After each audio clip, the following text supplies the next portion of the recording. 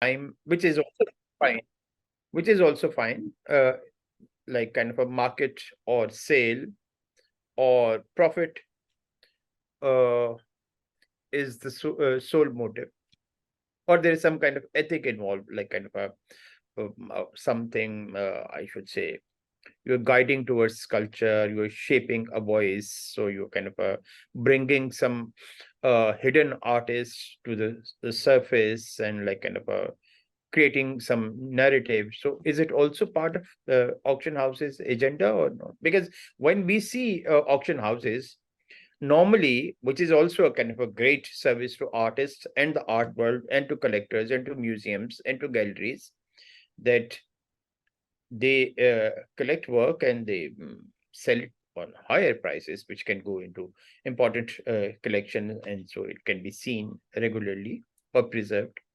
But is there any other motive or agenda behind all this activity? 100%. I mean, and particularly, as I mentioned, for Indian art, where there wasn't much understanding. Actually, Dinesh and Minal Vazirani at Saffron Art told me when they first decided on creating an online platform for the auction, it was also because there was no resource for collectors to find out information about it or references. So that sort of linking up things on the internet was a brilliant way of creating a platform for people to study and learn about it.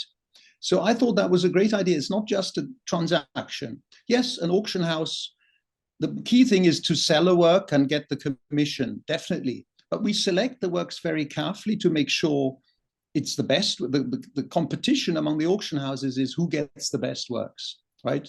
That's the key. Now, how do you get those? It's because you build relationship with collectors. It's because you have credibility. It's because you've done well in the past that people come to you. I think one of the great privileges I had at the auction house is that it opened every door. We saw all the collections anywhere in the world. People would be happy to show us. So we had a deep understanding of what people are collecting, what is around, what has historically happened, and then to help shape the future from there. So I thought it was quite an extraordinary role that certainly I always fulfilled with a lot of diligence and care to build a market. I still care mostly about establishing the greater understanding for Indian culture, South Asian culture as a whole in the world. It's still, lagging behind in the understanding. So that's my goal. Above all, I'm less interested now in record prices. It's about the long-term goals. What do we do with these collections? Where do they land? Do they come in a museum? Is it a private foundation? What is the bigger message in all of this?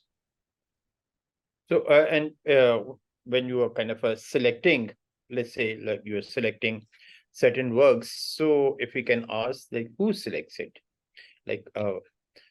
Like you or a team or some expert? So who makes the selection? Yes. So I mean, I had the privilege at Christie's. I already set up the department, and Dipanjana, who spoke to you last week, is my great colleague. And we would, see what is on the table, what is available, and we would discuss as a team, do we think we take this work and what should be the right estimate for these things? We always discuss it as a team. Actually, we also had colleague in London and India, Sonal. So we worked as one international team. It was an extraordinary privilege and an extraordinarily great thing. Which in hindsight, I realized what a great thing that was. It's not a given. So yes, it has to be a team effort. It has to be different eyes and eyeballs and different minds coming together and say, okay, we agree, this is great, and let's do it. How you see the future of auction houses, let's say in 25 years in future? Will they be operating in the same way? Will there be a change? Will they be there, auction houses, or will they transform? Yes. So auction houses, really, they started more than 250 years ago or so to deal with estates, right? English country houses, someone died, passed away, had the library, had the art collection. So someone had to deal with it. That's where Mr. James Christie came in. He was very well connected at the time. He knew people like Wedgwood and everyone at his time. It was really Chippendale. They were all friends. So it was a whole community, and they had to deal with it, how to sell it. That role the auction house will still always have. have, I think. Someone has to do that, these estates. However, I am a little concerned the way the auction houses don't necessarily follow what we've been talking about now. They think more short-term in terms of gains. They're into luxury items like such as handbags and sports shoes and things like that, which I think is a little bit ridiculous. It's silly. It's just simply to get a profit out of that. And also the things like the NFTs, which was kind of obvious that wasn't going to work out, but they gave it their backing, which I think was problematic because it will affect their reputation too in some ways, I feel. So yes, I think they'll be there, but they will change. I hope. I'm concerned a little bit for these reasons I've mentioned, that I believe the traditional model was a very good one.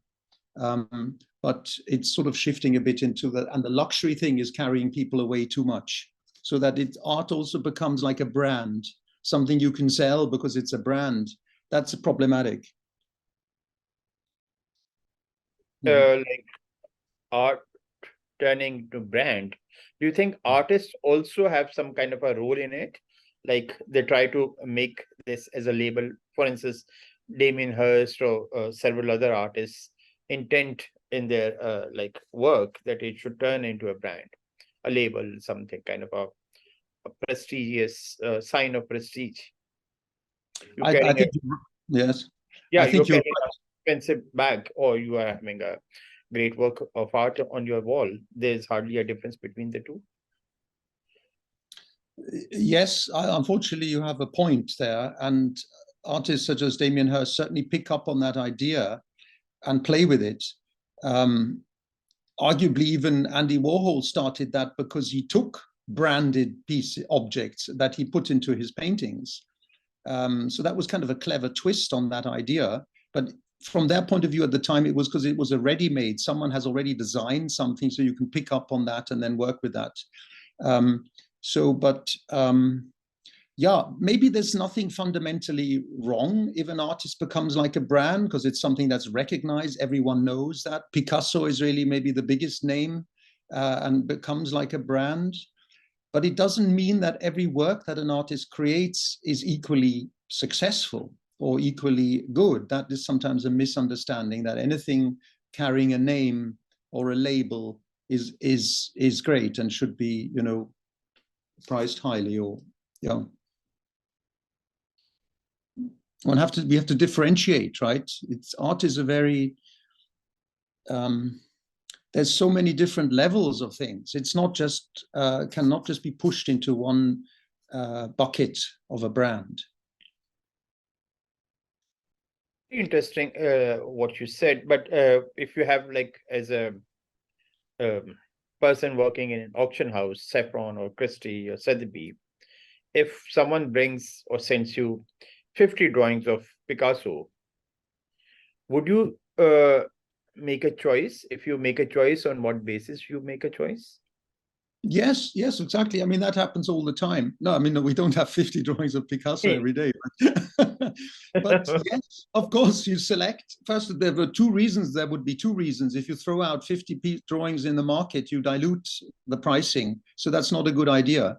So you have to see how many things the market can bear at that moment, according to your decision. So you work with all sorts of, the sense you have developed yourself for the market and your team, discussing with the team. And yes, we select what we think are the best. Now, that can be very personal.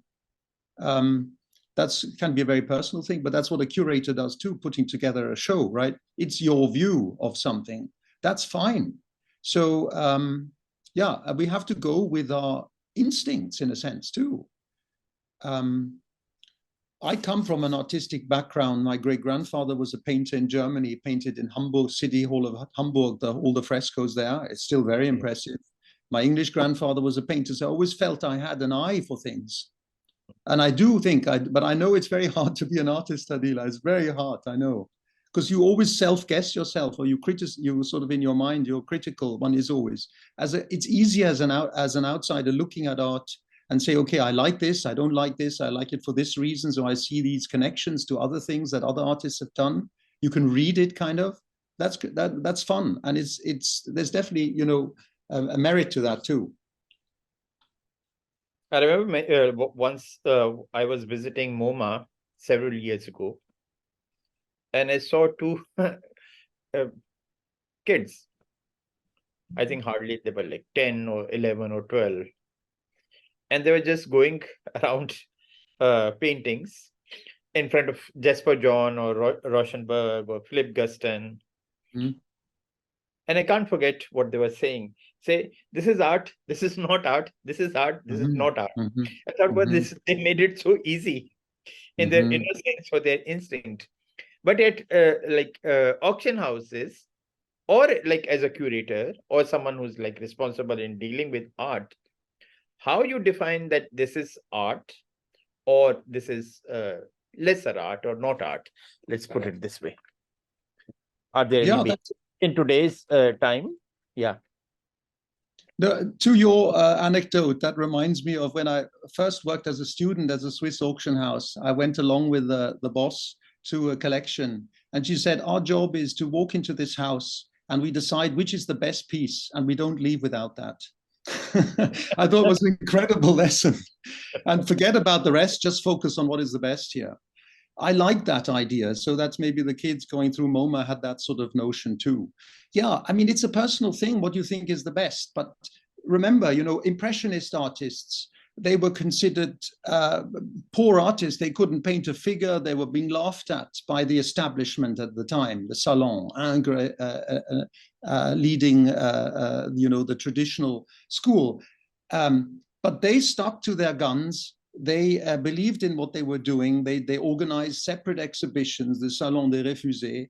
And over time, the public recognized these guys have got the spirit, their guts, it's leading forward.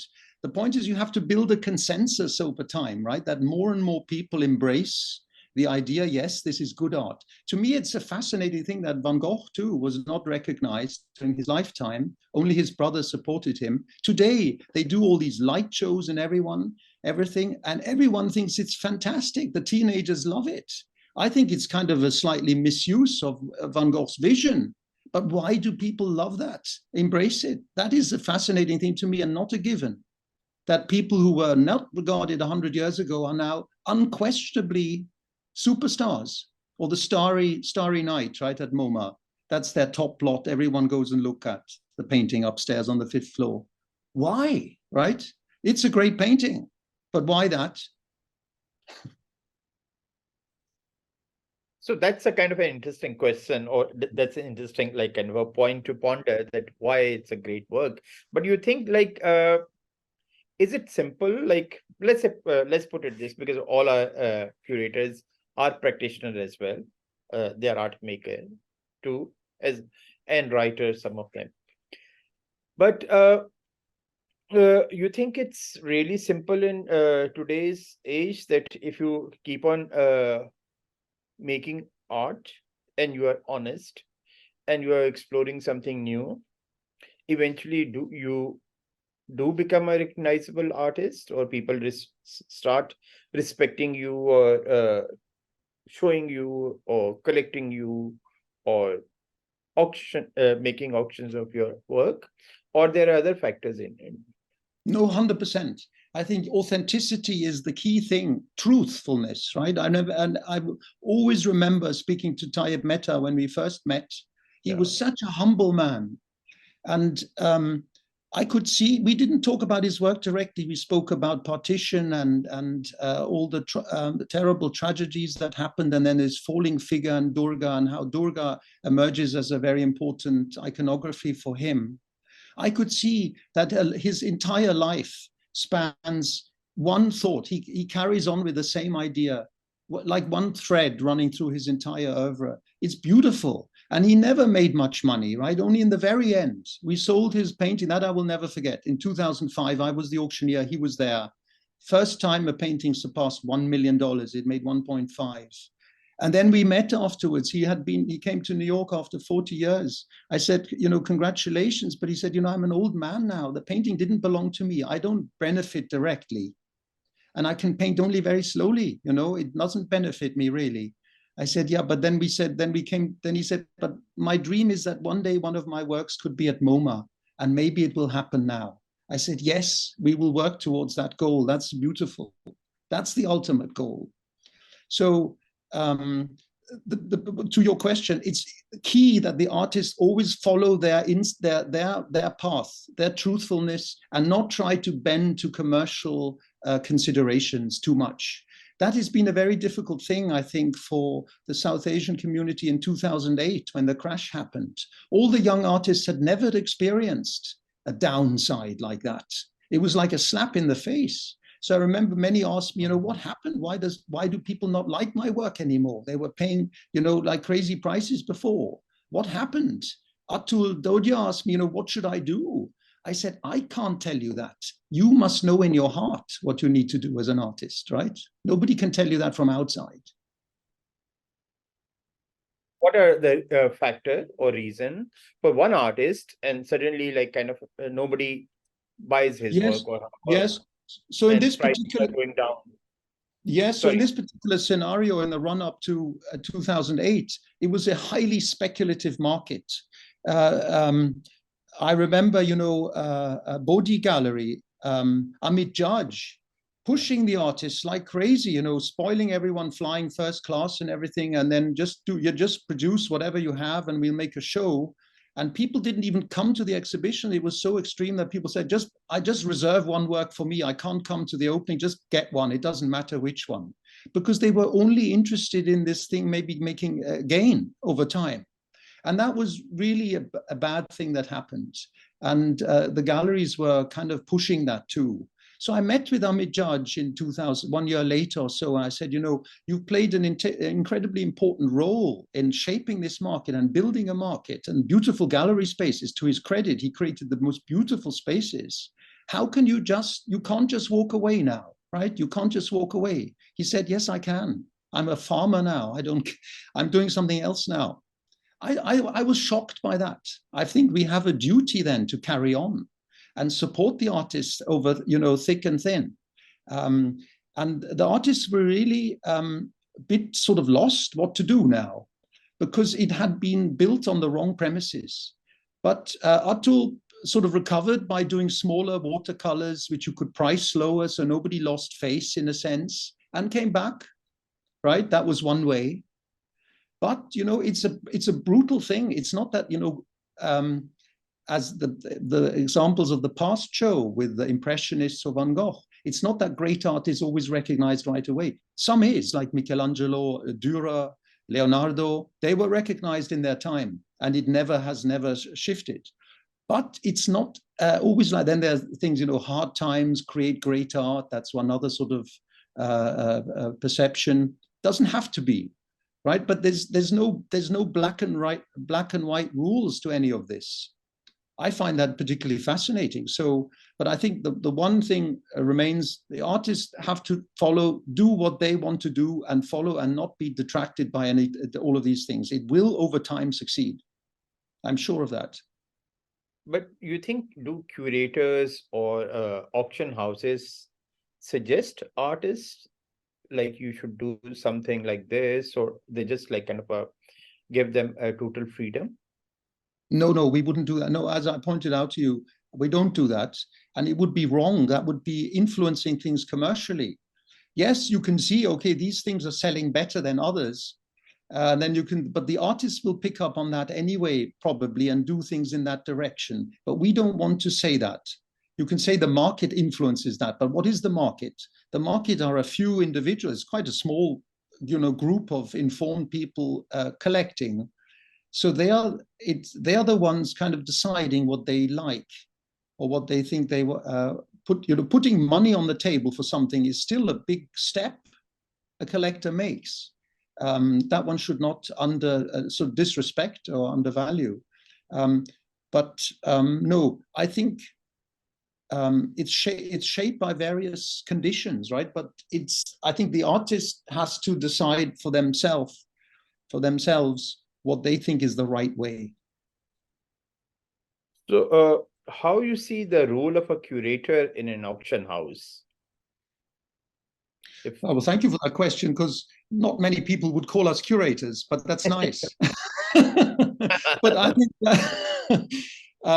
so it is really about So, you know, as I pointed out, the market for the moderns is really what driving the Indian sales now at both auction houses in America and also in India. So that's where the value is. So the key is to get those best modern works, and then you can build around it with discovering some artists that have been under-recognized. That's one thing, that from the 60s, or there are quite a lot of artists that haven't been given their due. Neo-tantric painting, things like that are very interesting. So that's things one can still decide as an auction house too, to say, okay, we want to promote that a little bit, or we do a section of Pakistani artists. We've done all of that too, you know, to highlight certain themes. That's an auction house can do, and we did it always with consideration. That's one way. That would be a curatorial intervention, so to speak. But of course, it is driven by reaching a certain sale total. That's what you'll be looked at by your business manager too. That's a reality. But if you have one big raza and one tayyib, you're done basically, right? So the rest of it is gravy, kind of. So do auction houses also invest in artists? If, for instance, if an artist is going down in price or value, and they have sold him or her to various influential or powerful collectors. So do auction houses care that value or that investment should not shrink or decrease? Do they kind of care for it, or they're not really? Once you sold. Well, the auction house doesn't really own any art, right? It acts as agent on behalf of the consigner.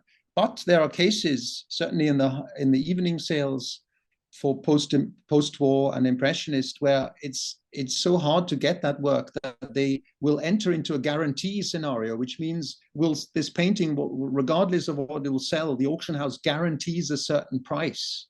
And it can happen, if nobody else is bidding, that the auction house ends up with that work and then inadvertently becomes the owner. Right, that can happen in that sense. Sorry, but there was another aspect to your question. I'm saying like kind of taking care of an artist. If you have invested in an artist, you have sold, you are selling a work, and then that person's work is not selling anymore, or the price is going low, so you try to kind of make still like kind of some kind of a hype. So the investment, people who have made investment in him or her, should not suffer. Yes, yes. So that's a very important aspect. So there's a fundamental difference between the galleries, which we call the primary art business, and the auction houses, which are the secondary. Auction houses sell something that's already changed hands, and they're just agents. They don't have the same level of a vested interest as a gallery must have. A gallery takes on an artist on a contract and says, you know, we're going to build your career together. We're going to do selective shows. We do beautiful catalogs. And then step by step, we raise the prices, and we'll make sure that they are positioned in good collections, and thereby build your reputation as an artist worldwide. So that's the gallery's job. So now there can be an intersection when someone like Gagosian puts his young artists or works of their artists appear at auction. Now that's a very public space. So then the gallery could step in, and they do, Gagosian, to make sure that their artists' works do well. And in the worst case, buy it back, just to make sure that they sustain the market price that is publicly perceived, right? Yeah. So I'm not really kind of familiar with, but if an artist, let's say if Adila's work is being auctioned, like it comes from a gallery or it comes from a public collection and it's been auctioned, does Adila get some percentage on the sale, or she is not going to get? Yeah, so this is an important question and debate. So in England, there is the so-called, and France, there is the droit de suite, which means there's a following right on any transaction on a work. So then you get a little percentage if it's sold in England. but we're talking like 2-3%. I don't know exactly how much it is. And if the artist has passed away, then it goes to the estate for a certain amount of time still. In America, this doesn't exist. And historically, you know, artists never were worried. They were happy to find a buyer for their work at that moment, and it was unconditional. It was never really an issue. So it's still a bit of a debate. Of course, it's different from music or literature, where it's all about some kind of royalty continuously existing. A painted work or a sculpture doesn't really have that notion, right? Except this idea of the droit de suite. But even that, people say it doesn't really benefit the artist that much. That's not really the key. The key is to build a market and be established, and then all the work you're doing as you go forward becomes more and more important and significantly valuable. That is maybe more of a driving force. But it is an interesting debate, you know, and question. Absolutely. What's your own opinion about it? Do you think artists should get a percentage, or just the sale work is enough? Yeah, in some way, you know, it's to my example I gave you with Tayyip. I felt really sad at that moment because that was a lifetime's work, right? And then the painting had been acquired long time back by somebody else. So the artist did not benefit at all from that record. And he was kind of a little bit shaken by it rather than excited. So that may be sad and thoughtful, that's true. You know, he should benefit from that. And the notion that he could paint now more wasn't really a factor, because he painted so slowly and he couldn't really he could do a few more works and that was it. So that was kind of sad. So yes, I do think there should be some way for an artist to benefit long term from every further transaction. I love his work. His incredible work, Tayyip Mehta's. Incredibly. Mm-hmm. I've seen it in India and at some other places as well. It's something really extraordinary work. But when a work comes to, let's say, an auction house, is there a policy of censorship also? Like certain works you want to show and certain works you decline? No. No, that's an interesting thing. I of course, am very much a spokesperson for total artistic freedom, and that's how it has to be. But it's very interesting because Christie's at some point, you know, we were looking at Middle East already years back to do a sale in Dubai.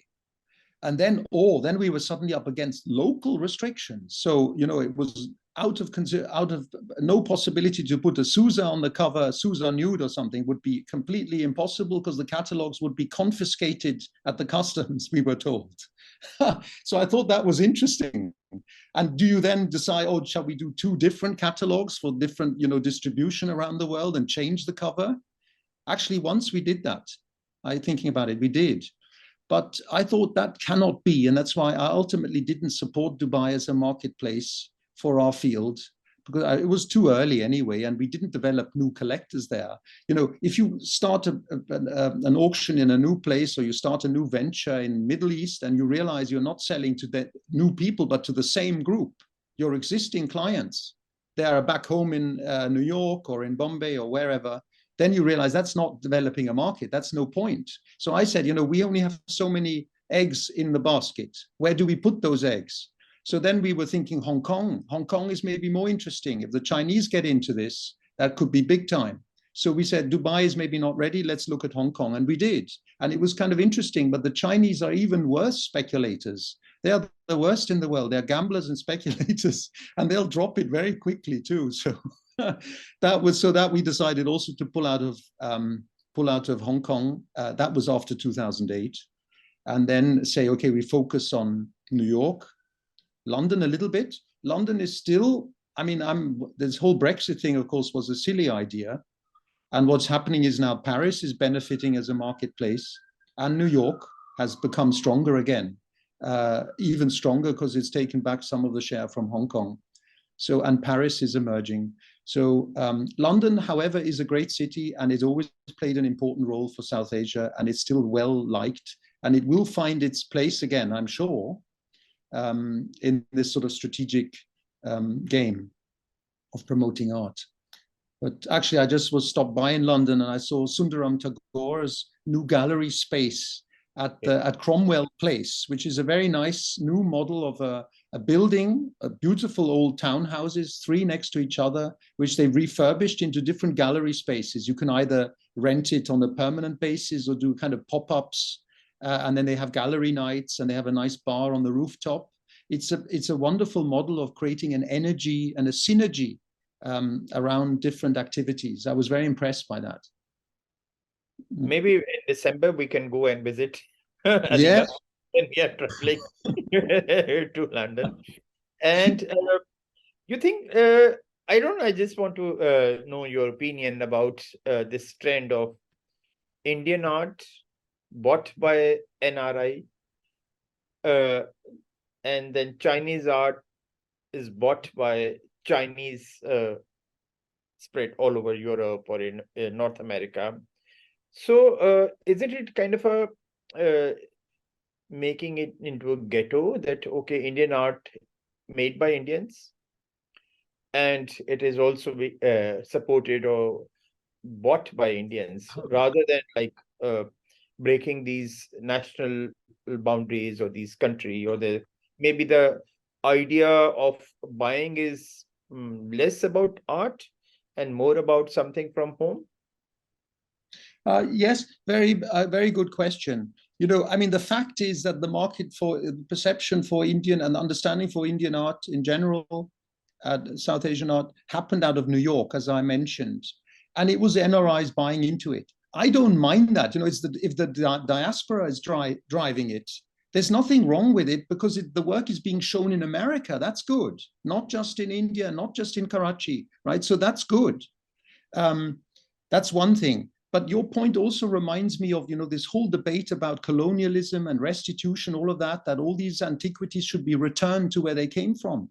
That's not necessarily the ideal goal, right? Because that these things are out there in the world as ambassadors is just as important, maybe more important.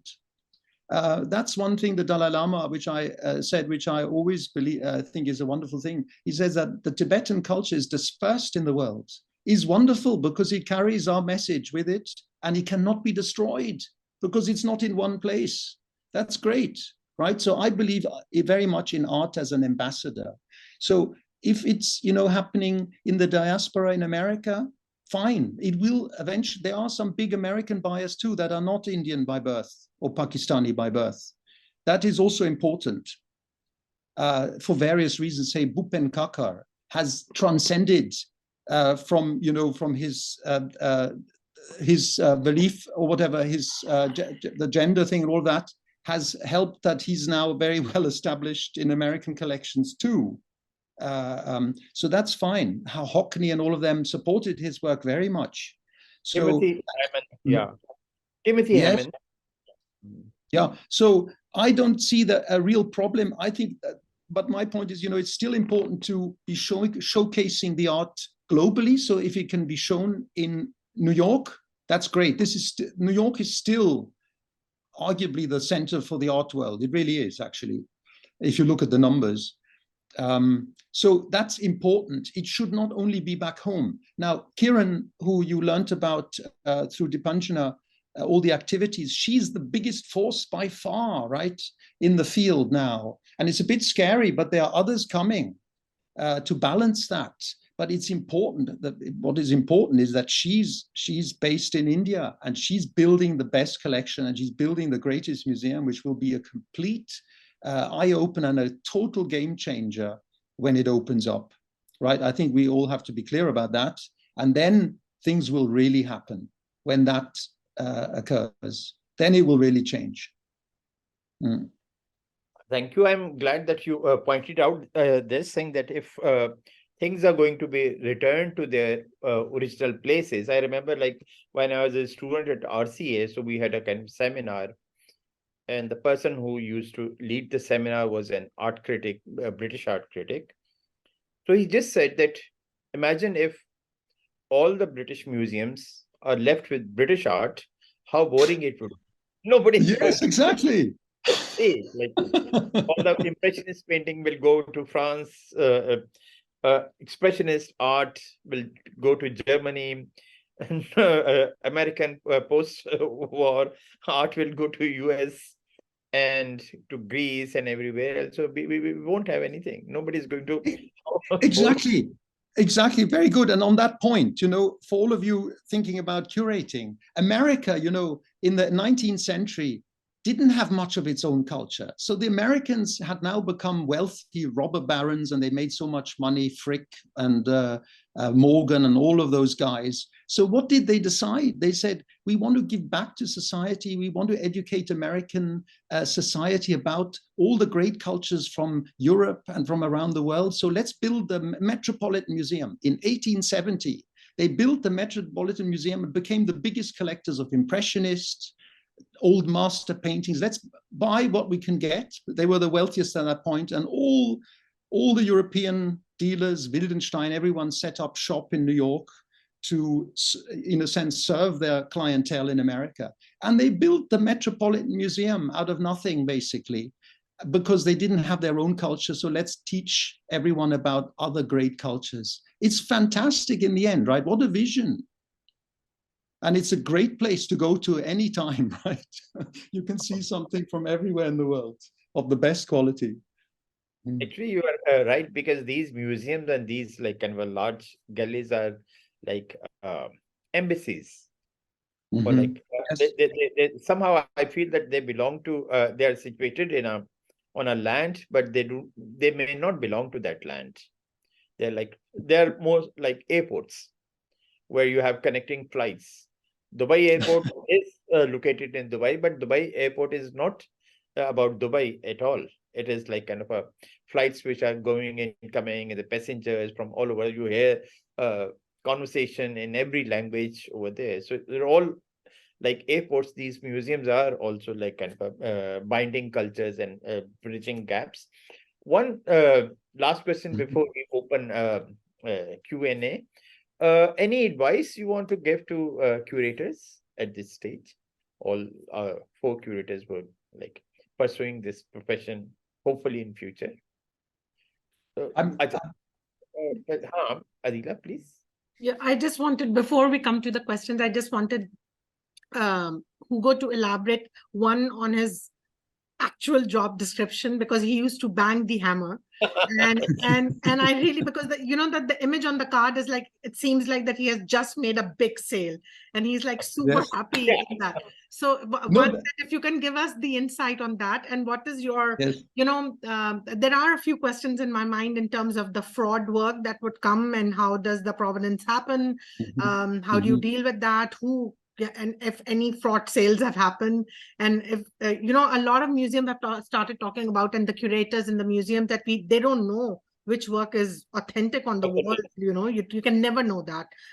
The works hanging in big museums, because they are coming out from the provenance, but some of the works, they don't have the history because the history stops. So how does the Christie's, and then also your actual role at the Christie, what was your job description, and how did you ended up on the podium with the hammer? How does it happen? Yes. So I was international head of Asian art, but anyone at Christie's who was working there full time could apply for the auctioneer's course. And then they would so that would start every year. They would start, so we would be there early mornings on a Friday or so at 7 o'clock, and it's really intimidating. 3 or 4 of us, and doing these mock auctions, and the teacher telling us and creating very difficult scenarios. So it was quite tricky. Some people were in tears, but there was also a theater trainer. She was terrific, standing at the back of the room and, talk to me. It has to go across the room. I want to feel that I'm bidding here and involved in this.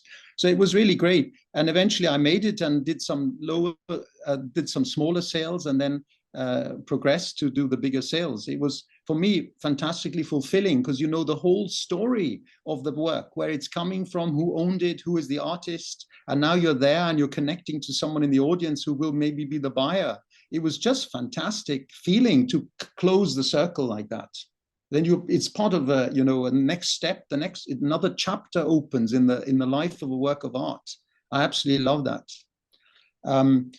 Sorry, and then the next question. Oh, that Fraud. moment on the photo. The fraud. That moment. The fraud work. Quickly. Yes, I'll come to that. But the photo you see Yes. that was a big moment at the Taj, at the sale in first India sale at the Taj in Bombay, and it was the Gaitonde that is showing there. And Sonal Singh was on the phone with me. She's still at Christie's there, managing director in India. She was on the phone, and I said, you know, it's a small step for you, Sonal, but a big step for Gaitonde. Just give me one more bid. And she did it. And I'm famous for it now. You know, small step for you, but big step for the artist.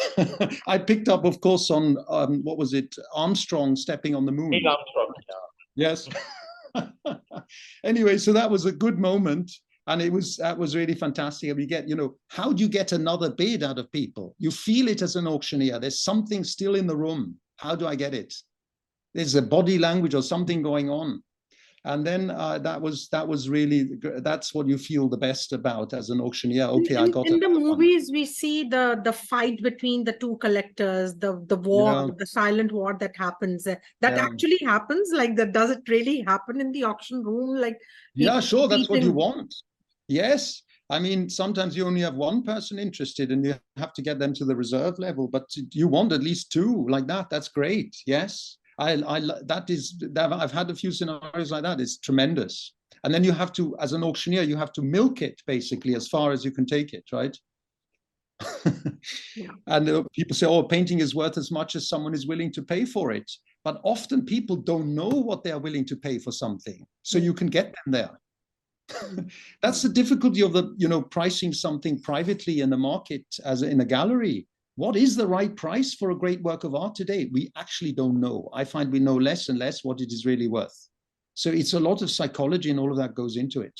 And how do you get, because often works have been offered privately to a collector and they said no, then it comes up at auction, they paid much more. Yeah. Why? Silly, right? And for the frauds? Yeah, and the for fraud. The fraud and the fake works, that how do you take precautions? Yes. What are the precautions? So I can tell you, we always avoid the, as we say, the F word, F for fake. Because we just say, oh, there's some, that's what you have to do as a curator at the auction house. Thank you for using that term, was a specialist, is that we have to know our business. We have to know our field really well. So I've been confronted with many Husseins in particular that were not right. He's copied a lot. So then you have to say, you know what, thank you very much, but we have doubts about this work and we don't want to take it any further. You never tell someone in their face, oh, I think it's fake. That leads to all sorts of complications. It's better to just walk away. We only take on things that we are 100% sure that it's right.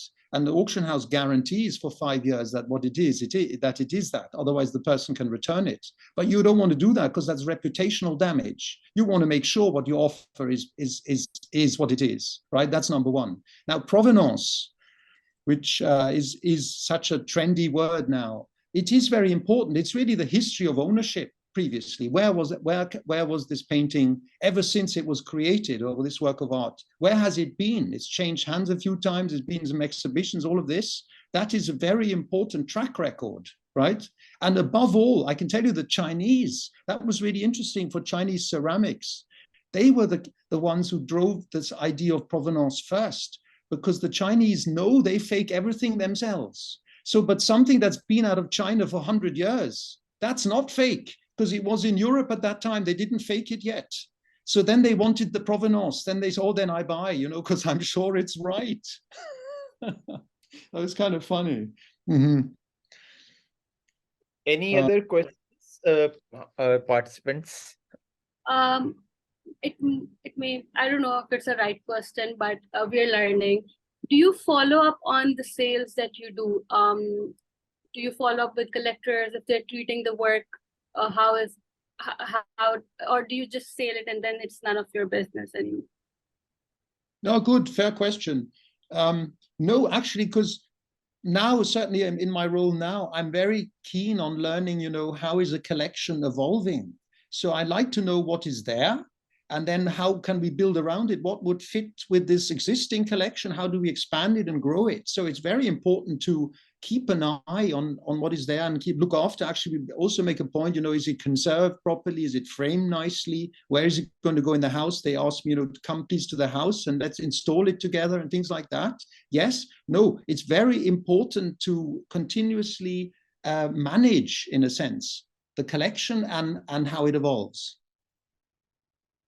I wanted to know if you could expand on the ethical responsibilities of collectors as well as auctioneers while you're selling How- a work of art. How do you mean the ethical responsibility of the collector themselves? As in, for instance, are there any sort of guidelines that the museum sets, or is there any sort of code, a standardized code that perhaps circulates around certain institutions? Not really. I mean, don't forget, with modern and contemporary art, there are not really any issues apart from, maybe some subjects might not be suitable to some institutions, but otherwise there is no real restriction there. The issue is only with antiquities these days, and the colonial aspects and all that. Is that a problem? And there's certain ethics come into it, you can say. It's still the argument, should the Elgin marbles be returned from the British Museum, yes or no?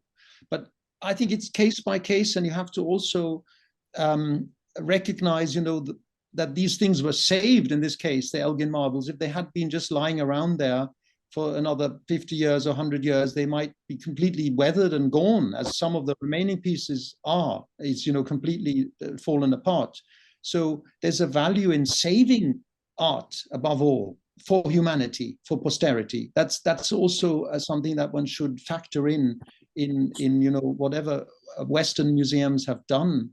And institutions such as the British Museum or the Met are incredibly important as educational institutions and as ambassadors, right? As the word we used before.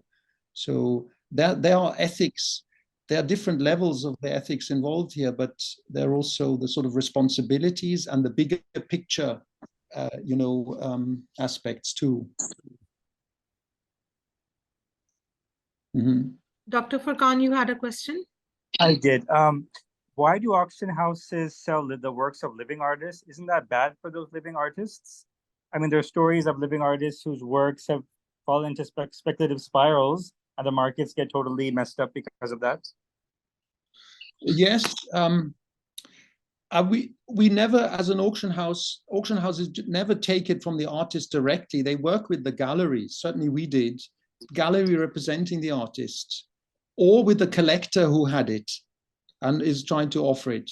Yes, you're right. This certainly up until 2008, that was a big problem, that there was a lot of speculation, and that sort of crash was very damaging. Now I don't see that happening the same way, but it's a cautious sort of rebuilding the market for the contemporaries, because it shouldn't just be focused on moderns either, right? We want to not least expand the market. Also, there's not enough of the modern art. At some point, it's just not the works aren't there. The good thing about contemporary art from an auction house perspective is that more and more is always created. It will not run out, right? So supply is there.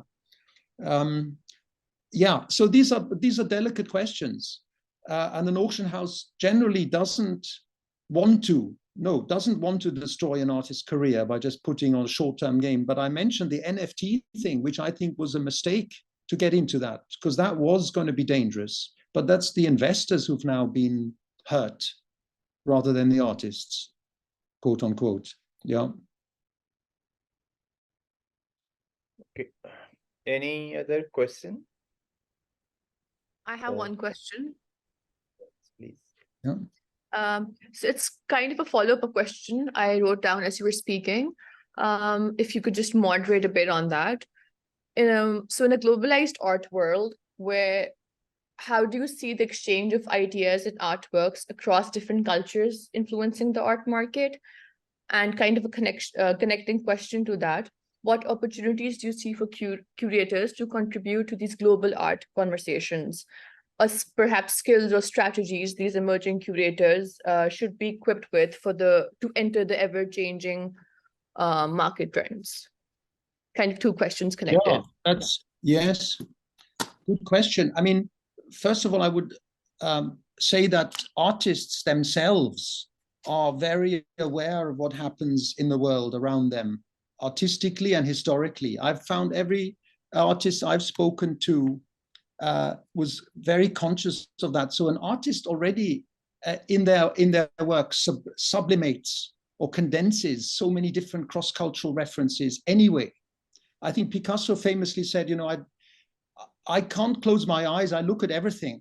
And then I would like to be like a child again and create something with the innocence, something new out of all of these impressions as an artist. So I think that's one point. Second point, yes, I think for your generation, it will be key to create these sort of global links and look at this in a much bigger context.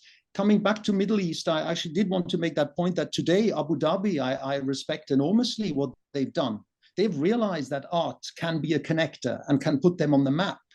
And they've done it very nicely in their installations, working with the Louvre in Paris, to combine some great Western works of art of different ages and different places, right? And then showcase that and create new links. I think that's pretty brilliant, actually.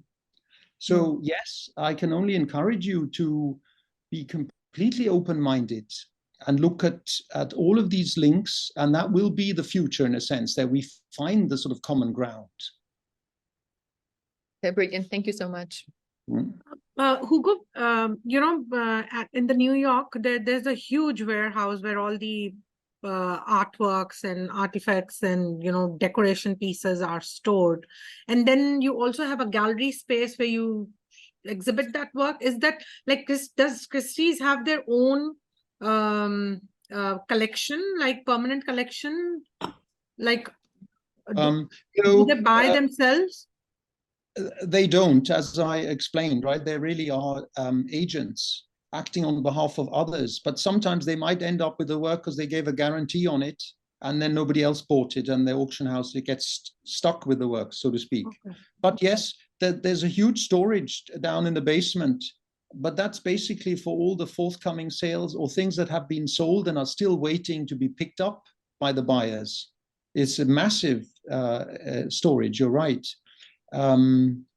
So yeah, does that, I think that answers your question. Yeah. Okay. Any other? Yeah, just one question. Sorry, my camera is not on, my electricity just went off.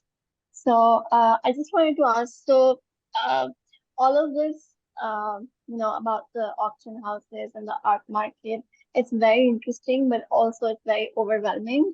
And it seems very daunting. When I think of myself as a curator and my career, I never thought of this side of the field. So I just wanted to know, would you have any recommendations for us in terms of resources that we can look into to learn more about the art market, art business side of things? Yes. So, I mean, I can tell you from my personal experience, I worked as a student already in a Swiss auction house, and for me, it opened up a world because I was fascinated by all these characters coming in, all the works and the histories behind it. That's really what interested me, and seeing so much stuff. I never forget Robert Ellsworth here, the great Asian art dealer in New York, a great character. He told me, you know, it will be very hard for future generations simply to see as much stuff and handle as many things as you can still do now. So I can only encourage you to find ways of seeing as much as you can, be it going to other museums and exhibitions and talking to artists, all of that, but also handling things. I learned most from actually physically handling a work of art. Then I know the weight, I know it's correct, the text, you know, the canvas and the gold frame leaves some marks, all of that. You feel the actual, the materiality of something. That teaches you a hell of a lot, rather than seeing things behind glass in a museum all the time, right? So the only way is seeing as much as you can and studying it and following your curiosity of mind follow every trail that something intrigues you. Today, with all the tools we have on the internet, you can Google everything and find out so much more about something. I find that is a good thing to do. And then follow all of your interests. Anything that intrigues you, follow it. It will be beneficial for the bigger understanding in the end. Thank you. Yeah. I have one.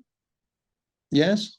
Wanted to know which is the biggest sale, like which was a shocker for you in terms of that you started off with a smaller number and it ended up like unbelievably Huge.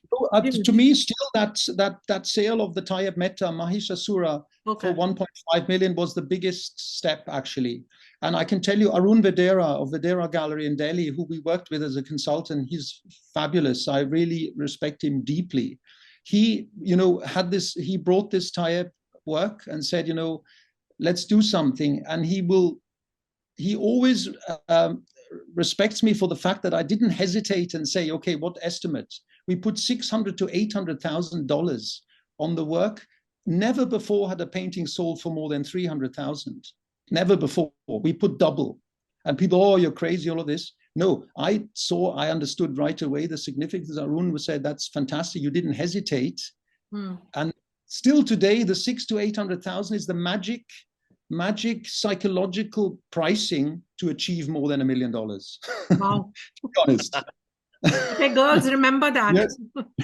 Yeah. So that was for me still the most significant. And then the India sale, which you see the picture of that one, that was a milestone sale because we had Keko Gandhi's estate. He was of Gallery Chemold, right? A wonderful man who started as a framing business. Chemold means chemical molding, as you may know. And so he was the framer. So Hussein and everyone used to come to him and frame their works. And then Hussein one day told him, why don't you just keep a painting here in the shop? Maybe somebody come and then sees it and maybe wants to buy. And so he did it. And out of that, the gallery business evolved out of a framer, right? And he was such a nice guy. He was the connector. He brought everyone together. He had the warmth of so much humanity that was just incredible. So his collection, it was the greatest honor to handle that. And the story around it. So we had all the old posters from the exhibitions they did and all the sort of personal things that made it come alive. And that was such a seminal moment to tell the story, in a sense, of the birth of Indian modernism and the marketing of it and building the understanding with this one sale. It was extraordinary. But you worked at Christie's and you worked at Saffron also. So was there a difference in terms of the working and your experience? We know about the Christie's, but at Saffron, how did it go? Yeah, there's a difference in a larger company like Christie's versus a smaller family business such as Saffron Art. That's one thing. You learn then, the power of the brands at Christie's or Sotheby's is just enormous. And the resources behind it are much greater. So the whole, design department, catalog department, marketing, creating videos about things, all of that is on a different scale. So you struggle a bit as a smaller institution. But we were able to keep up with that because I knew how it's handled in the bigger house. So how can we replicate this on a more modest scale, but come up with a similar idea? So I think actually do better, do something different, more creative. At the end of the day, it's all about the people and how you work as a team and then create the sort of spirit that drives it. I think that's the number one for any art organization, and that can change the world. I have a question. I hope it's not rude to ask. What is the commission percentage that an auction house keeps on sales? Yes. So yes, that's a good question. Historically, it was the seller paying a commission for his or her work to be sold by the auction house. So that was the old days, and that was sort of 10%, and the buyer didn't pay anything. That was like that in the 70s and 80s still. Christie South Kensington, which was a wonderful institution, which unfortunately is no more in London, always operated like that, and they had little so-called Oriental sales every 2 weeks on that premise. Now things have changed dramatically. It became, the auction houses tried to squeeze out more and more commission, but then they realize it's highly competitive to get those good works, as I was telling you. So between Sotheby's and Christie's, they were fighting for each major work. And then that meant they gave concessions to the owners. It went as far as saying, okay, you pay 0 commission. But instead, where does the auction house get the commission? So they tagged it onto the buyer side. Initially, that was also around 10%. Pandol's is now at 15%, which is very fair. Sotheby's is at 27% in America, and Christie's 26% for the first 2 million or something, and then it's tiered. But that's massive. And the reality is, if you own an impressionist work or an Andy Warhol or something, and the auction house really wants it, they'll give you cash back, so to speak. They'll give you commission on top of your 0 commission. They'll give you 5% back or even more, because they're taking it away from the buyer's premium. That's crazy. It's completely upside down, and it's wrong because the service is to the seller. So this is a situation which I think is very unhealthy, but they can't find a way out of it, so to speak. They tried the antitrust. You will know about that antitrust case in the late 90s between Sotheby's and Christie's. That the idea was, you know what, we're all going to fix our rates and nobody budges from that. So we don't get into this rat race of, reducing commissions. However, that was illegal. That's illegal according to American law, and they were caught out on that. So Davidge had to leave, and Dee Dee Brooks at Sotheby's left. So they're not doing it now. So instead, they raise the buyer's premium more and more to absolutely painful levels now. And the seller is really in the driver's seat. But it's not right. It's just wrong. So apart from the sales money, the buyer has to pay a commission to Christie's to buy that work. That's right. So this so-called hammer price, and then on top of that, you call it the buyer's premium. Wow. It's a quarter more. So that's wow. Yes. Okay. So it's not a percentage of the hammer price. It's on top of it. It's a percentage of the hammer price. Say it sells 100,000. And then 26% on top, it's 126 the buyer has to pay. Yeah.